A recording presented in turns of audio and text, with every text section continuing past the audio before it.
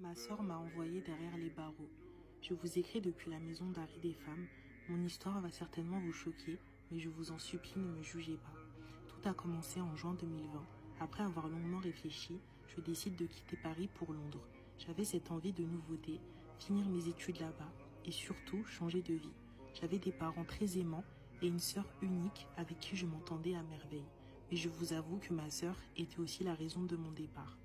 Ma sœur est une reine, grande, fine, elle a une confiance en elle infaillible. Quant à moi, je suis en surpoids depuis la nuit des temps. Je n'étais pas jalouse, mais disons que j'étais seulement la sœur de ma sœur. Et j'en avais assez. J'avais hâte de commencer une nouvelle vie sous ma propre identité, sans qu'on m'associe à qui que ce soit. Mes premiers mois à Londres étaient difficiles. Je pensais vraiment qu'en arrivant ici, tout allait être parfait. Mais me retrouvant face à moi-même, j'ai réalisé à quel point j'étais une jeune femme négligée. Je ne me coiffais pas, ne me maquillais pas, et j'avais pas vraiment de style vestimentaire. Je comprenais mieux pourquoi personne ne venait vers moi. Je me rappellerai toujours de ce jour où j'ai eu ce déclic. J'avais un énorme sentiment de détermination. J'allais perdre du poids et prendre soin de moi. Tous les soirs, on se faisait un FaceTime avec ma sœur. Elle me manquait tellement, mais j'avais décidé de ne rien lui dire sur le changement physique que j'allais apporter à mon physique, car je voulais lui faire la surprise dans le cas où j'atteindrais mes objectifs. Les mois qui ont suivi, j'étais littéralement une machine de guerre. J'allais à la salle tous les jours, je travaillais énormément, j'ai même perdu 17 kilos et surtout, j'ai rencontré l'amour de ma vie, Joe. Il était tout ce que j'aime, gentil, à l'écoute, on ne se lâchait pas d'une semelle. Cet homme était mon âme sœur. Parfois je le regardais et je me disais, mon Dieu, qu'est-ce que j'ai fait pour mériter un homme aussi parfait? J'étais de moins en moins en contact avec ma famille, car je ne voulais pas qu'ils remarquent mon changement avant mon retour. Je voulais vraiment les surprendre. Un an est passé et je décide de rentrer à la maison. En vérité, j'avais besoin de revoir mes proches et surtout leur présenter l'amour de ma vie. Le jour de notre arrivée, j'étais vachement stressée. Ma sœur m'en voulait un peu car je m'étais éloignée d'elle, mais j'espérais qu'elle me pardonne et surtout qu'elle soit fière de mon changement. Mais malheureusement, rien ne s'est passé comme prévu. Mes parents étaient très heureux pour moi. Ma sœur pleurait et m'a prise dans ses bras. Et Joe a été très bien accueilli, je dirais même un peu trop. Avec ma sœur, ils ont parlé quasiment toute la soirée. Et lorsque nous sommes retrouvés seuls avec Joe, il me parlait beaucoup de ma sœur et me posait beaucoup de questions sur elle. Et les jours qui ont suivi, ils passaient tout leur temps ensemble. Joe me disait, je vais accompagner ta sœur faire quelques courses, tu veux venir? Ta sœur est super. Et quand on allait au restaurant, il me disait, pourquoi est-ce que tu proposes pas à ta sœur de venir avec nous? Au début, j'étais très contente de voir qu'ils s'entendaient bien. J'ai toujours été très fusionnelle avec ma sœur et son avis comptait énormément pour moi. J'étais donc ravie qu'elle s'entendait aussi bien avec Joe. Mais un soir, je suis allée dîner avec Anissa, ma meilleure amie, que je n'avais pas revue depuis mon arrivée. J'ai proposé à Joe de venir avec moi, mais il m'a dit qu'il préférait ne pas sortir et commencer à faire des recherches d'appartements, car depuis que nous étions rentrés de Londres, on vivait chez mes parents. Ma sœur, elle, avait prévu de sortir de son côté avec ses amis. Arrivée au restaurant, j'étais très contente de retrouver Anissa, mais je sais pas comment vous expliquer, le cœur n'y était pas à 100%. J'avais comme un mauvais pressentiment. Quelque chose me disait de rentrer chez moi. Dans la soirée, j'envoyais des messages à Joe, mais il me répondait assez sèchement. Anissa me disait de me détendre. Je décide donc de faire abstraction à tout ça et de profiter pleinement de la soirée avec mon ami. Nous sommes restés super longtemps car on avait plein de choses à se raconter. Puis vient le moment de rentrer chez moi. J'étais étonnée de voir que la lumière de la cuisine était allumée. Je pensais que tout le monde dormait. Je me dirige donc vers la cuisine et là, je tombe sur un spectacle d'horreur. Ma sœur en train de mordiller les oreilles de celui que j'appelais l'amour de ma vie.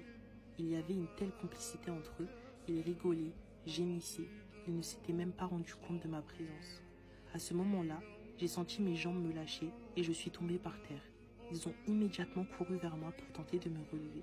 Je me suis levée, je suis montée dans ma chambre, pris mes affaires et je suis partie. J'ai passé 2 jours chez Anissa, j'ai changé de numéro de téléphone et j'ai pris le premier avion ensuite pour Londres. À partir de là, ça a été la descente aux enfers pour moi. Les 2 personnes que j'aimais le plus au monde et en qui j'avais une confiance aveugle m'avaient trahi. Je ne sais pas comment vous expliquer cela, mais c'est comme si ma vie s'était arrêtée à ce moment-là. J'ai arrêté de manger et passé mes journées dans mon lit. Aucune larme ne sortait de mes yeux, mon cerveau était éteint, je n'arrivais même pas à penser.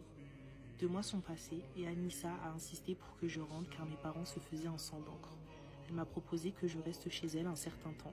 De mon côté, c'est vrai que j'avais pas mal de choses à régler sur Paris, alors je décide donc de rentrer. Arrivée chez Anissa, elle a été géniale avec moi. Elle s'est occupée de moi, m'a remonté le moral. Mes parents sont venus me voir. Ma mère s'est effondrée dans mes bras quand elle m'a vue toute maigre.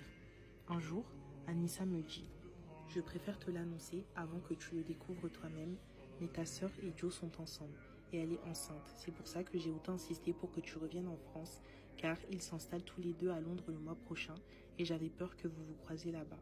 Quand elle me dit ça, mon monde s'effondre une deuxième fois. J'ai ressenti la même douleur qu'au début. Pourtant, vous allez me trouver naïf, mais je pensais que j'avais guéri. Je me sentais salie et à partir de là, les choses ont commencé à prendre un nouveau tournant. Je savais que ma sœur vivait encore chez mes parents et je connaissais ses habitudes par cœur. Un soir, elle se rendait à la salle de sport. Je l'ai suivie, mais elle m'a vue.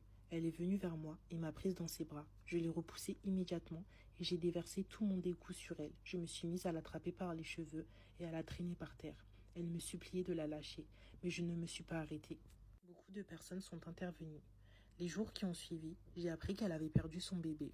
Elle a déposé plainte contre moi et aujourd'hui, je suis dans l'attente de mon procès. Prenez vraiment le temps d'écouter l'histoire que je m'en vais vous partager. J'ai tout écouté, j'en ai pas loupé une miette. C'est une histoire, mais vraiment rocambolesque, digne d'un film familial, qui se vit dans presque toutes les familles, sauf que les toitures couvrent beaucoup de choses. Écoutez attentivement cette histoire. Est-ce que vous avez déjà entendu parler de ce genre d'histoire? Est-ce que vous en avez vécu? C'est-à-dire, je vous ai raconté ici le copain d'une fille qui allait se marier la dotée au Cameroun. Elle, pour des raisons professionnelles, n'ayant pas pu s'y rendre, avait proposé à sa famille de prendre sa petite sœur à la place pour la dot. Sauf qu'on a pris sa petite sœur à la place pour de vrai. Il est très important de savoir décrypter les réseaux sociaux, de savoir en tirer des leçons qui vont nous grandir aussi sur un plan personnel, sur un plan familial, professionnel, sociétal. C'est très important. Ne soyez pas des simples spectateurs qui passent les journées, les heures à scroller, à lorgner les changements positifs, les bling-bling des vies des gens qu'ils veulent bien vous montrer, le côté joli que les gens veulent vous montrer.